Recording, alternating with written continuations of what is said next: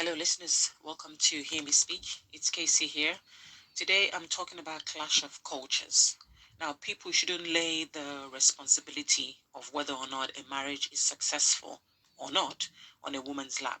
It does take two to tango, after all.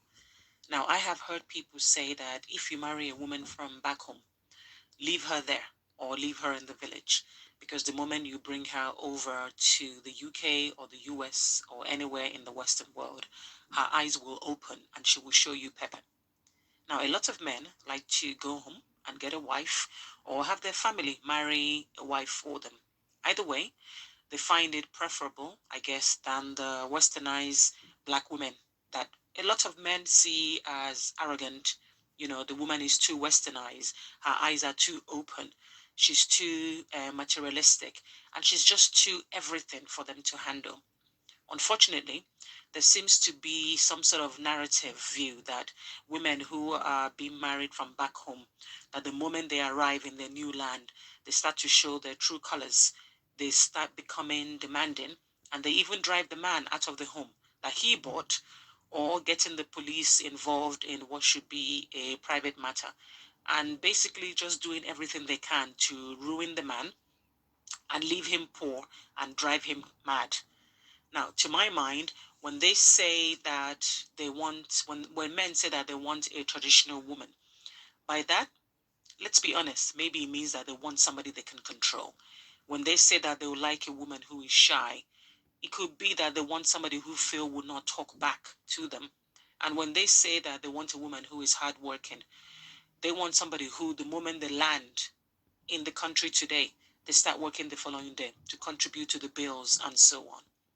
So to me, the issue of your wife coming over from the village to put leg in the same trouser as you, that has nothing to do with living in the West, but it has everything to do with the man and the woman and their personalities and how they gel.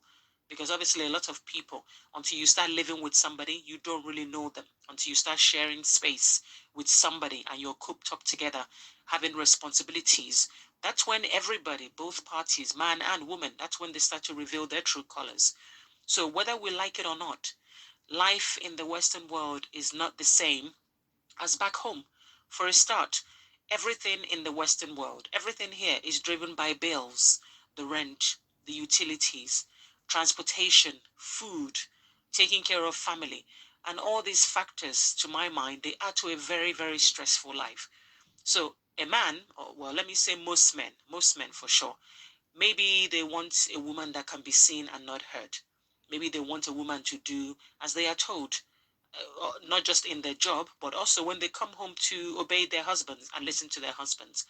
These men might want the woman to come home and start cooking fresh soup for them, the way he likes it, the way he likes to eat, without actually finding out how her day was, especially if she's working. Or more to the point, how is she feeling? Does she have the energy to go into that kitchen and cook that soup and pound that yam? So to look after the home and all that is, we know that it falls mainly on the woman. It's chiefly the woman's responsibility. So for somebody to, go to work, come back, do all that, and then you have a man who says that he wants fresh soup or he wants fresh this, and then at the end of it, he comes and tells you, "Oh yeah, come and touch your toes. I want to claim my bride price." These are things that add to stress in relationships. So relationships, marriages especially, they're not easy for anybody. There's going to be a lot of argument, but the men always say that frustration is too much when it comes to, the woman's behavior, or maybe the woman talking back, or maybe the woman withholding sex, or maybe the woman speaking her mind, or holding malice. Everything always seems to be the woman, the woman, the woman. Relationship goes both ways. A woman doesn't just wake up and decide to hold malice. A woman doesn't decide to just wake up and decide to hold whatever it is, her bride price, sexual relations. It goes both ways. There are issues in a relationship, and I don't think it's based on, more women from back home are much more amiable than women in the West. So marrying a woman just because she is well behaved, it's stupid. Because if that's the only criteria, then I think men should stay on their own. Simple as that.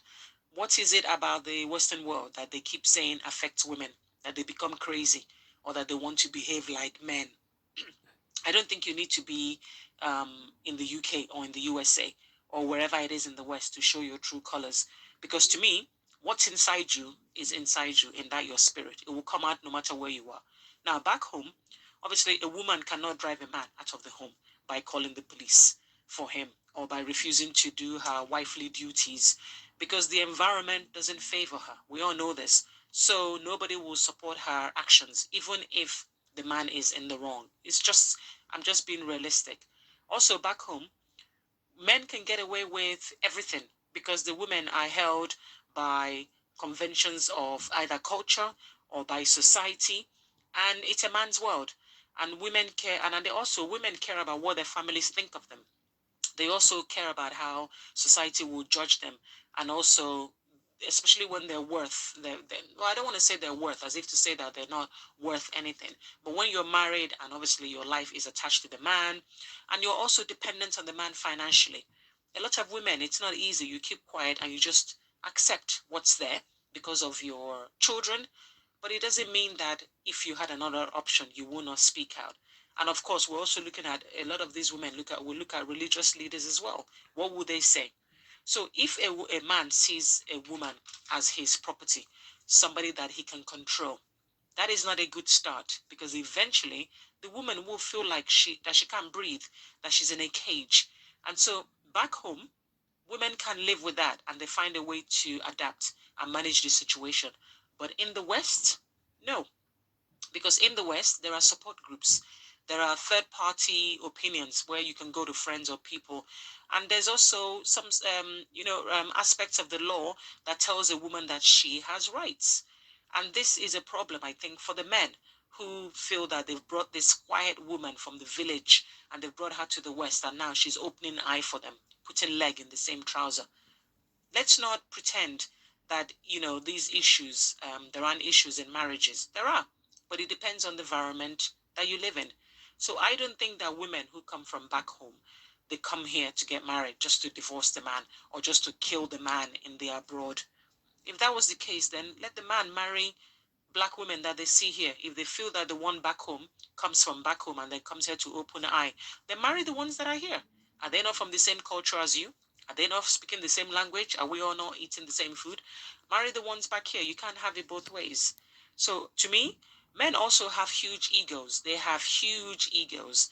And in the West, you have to share things like chores. Yes, she may end up earning more than you as well. Their egos might not allow that. So these are things that men have to deal with. You also have to deal with changing nappies. You also have to deal with looking after your own children. It's not babysitting when it's your own children. You might not do this back home because there are help and so on. But here, everybody has chip in. Everybody has to chip in. So village or no village, the men have a hand to play in why their back home wives suddenly open eye. They have to ask themselves the question, what is going on here? So we mustn't deceive ourselves because we can't blame Oyibo people and their culture for everything that goes bad within our lives or within our relationship. But listeners, let me know your thoughts in the comment section. As usual, thanks for listening. Share this video, give it a thumbs up if you will. Take care.